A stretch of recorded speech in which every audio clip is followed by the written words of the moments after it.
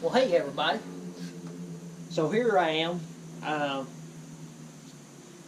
back home, settled back in, and I had told you guys that I would do a bike review on the. This is a 2016 Super Tenere. Bought it new in the first of 2017, which if you've been watching the videos, you can see. But for some that's just joining us, got it. I think the 1st of February, maybe January, February, somewhere in there. And how the bike done. I don't know that you could call this a long term because I've only had it, 8 months, but maybe long mileage because I've put the trip I just got back from. You guys know it was 15,800 and some miles. It's got 16.9 something on it right now. So, how did the bike do? How was there any issues that we had with the bikes? And there wasn't. There was no issues.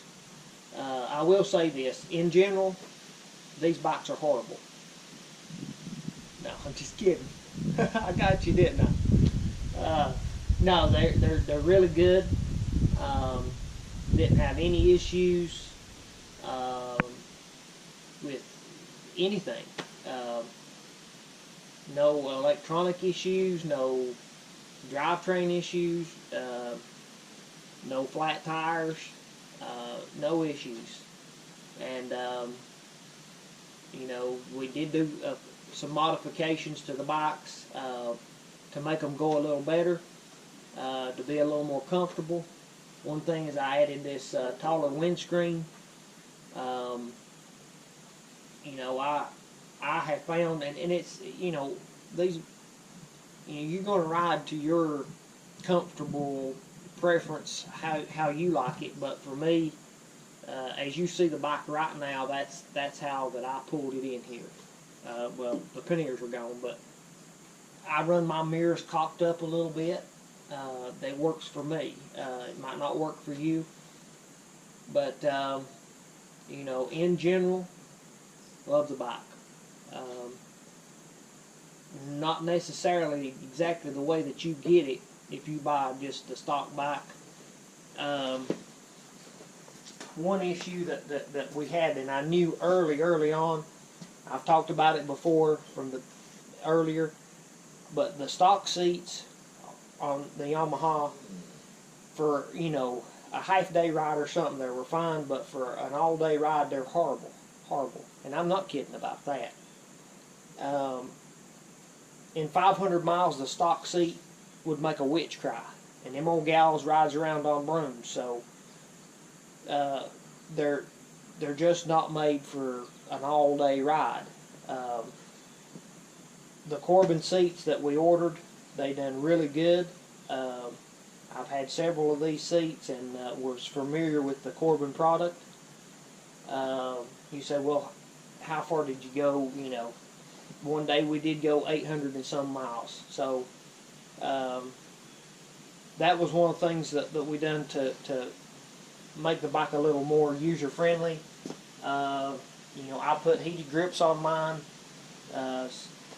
The suspension, whenever I set it, after I seen how much weight I was going to be carrying, I set it. I never changed it. I didn't need to. It rode just fine. I guess the electronic suspension would be okay, but I just think you should set your suspension up, because it's alright, you're going down the asphalt, and now you're going to have some gravel. So you're really going to, adjust your suspension for, a little stretch of gravel. I'm not going to. I'm just going to ride through it, and I'm not even going to think about it. But some people may, but I didn't. Matter of fact, the same setting that I rode Tell the Dragon with is the same setting that I rode the Dalton Highway with. So I didn't let any air pressure out of my tires. We didn't need to. We did ride the Dalton in mud, so, and part of it. So, you know, these tires hooked up just fine. They were brand new. We got brand new tires put on in Fairbanks, so they had lots of tread, and they slung the mud. This little thing right here is I can use it either way. I can put a little trickle charger on it, but this goes to my USB ports. I added 2 USB ports on the bike. I added a set of road pegs that were mounted right here. I've took them off and sent them to Matt. He's wanting to do a long ride, so he asked me if I would go over to Euro Sports, the BMW store in Asheville, and pick a set up. And I said, man, I'll just send you mine because I don't even know when I'm going to be over there. But so I just took them off and going to send them to him. The only thing that I could say, here is the only issue that I know that we had is as far as that could be even considered, and it is down here on the bike at the brake lever. If you've got a Super 10 or 8, you can reach your finger in there, and there's a bolt in there that goes through your swing arm, and a rock got in there, and it was just the perfect size that I pushed my brake pedal down, and I noticed that it didn't come up. I reached my toe down and flicked it up. Well, that happened a couple of times, and we pulled over, and I said, Matt, something's wrong with my brakes. And, you know, I couldn't figure it out for a little bit, and then when I got down there and looked, I saw that rock. I mashed the brake down and, you know, flicked the rock out of there. But it was just the perfect size to get hung in between this brake and that, and it would keep the brake held down if I pushed it. So that was the only thing besides the little keys that we've got for the panniers. There's a little space next to the cylinder, your ignition, and Matt got a key stuck down in there, and it took a few minutes to wiggle and get the key to come out.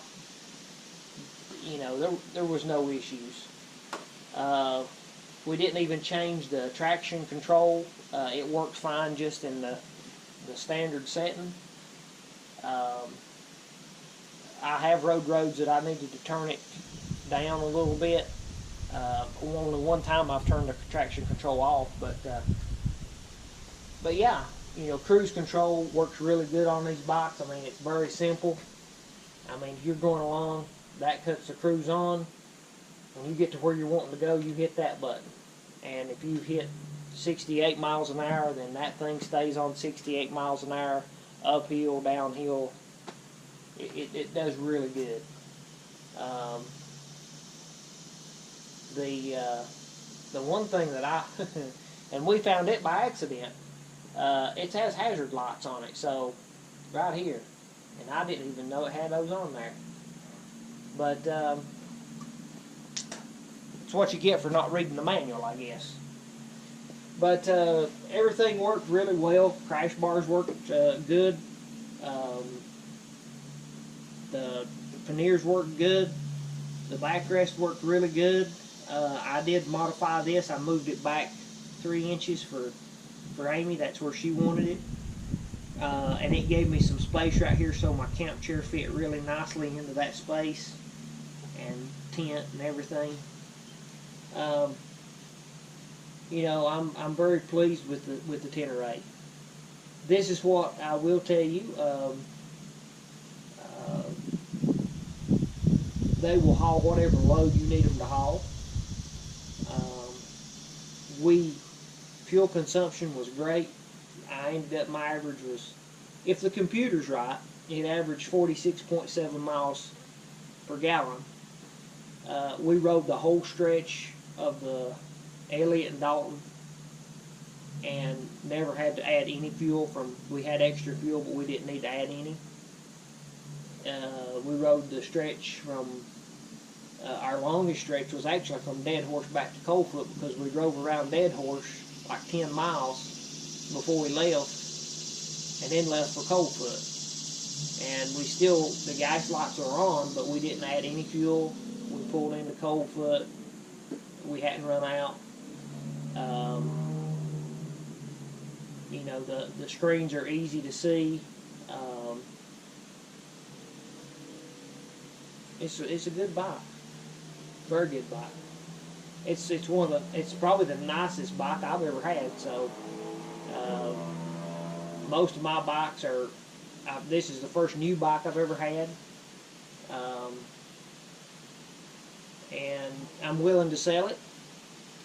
My adventure is over, and if someone wants an adventure bike set up and buy it from someone who has been to the end of the world, then I'm your guy. You know, message me, get a hold of me, and you know, be glad to put this one in your home, and for you to experience a great adventure also. Anyway, I'm going to go for now. Appreciate you guys watching. We're going to have more videos coming your way, and I will do some more videos on what worked for us and what didn't work for us going to Alaska. More details on, you know, the riding gear, the riding boots, all that kind of stuff. Anyway, talk to you guys later. Bye now.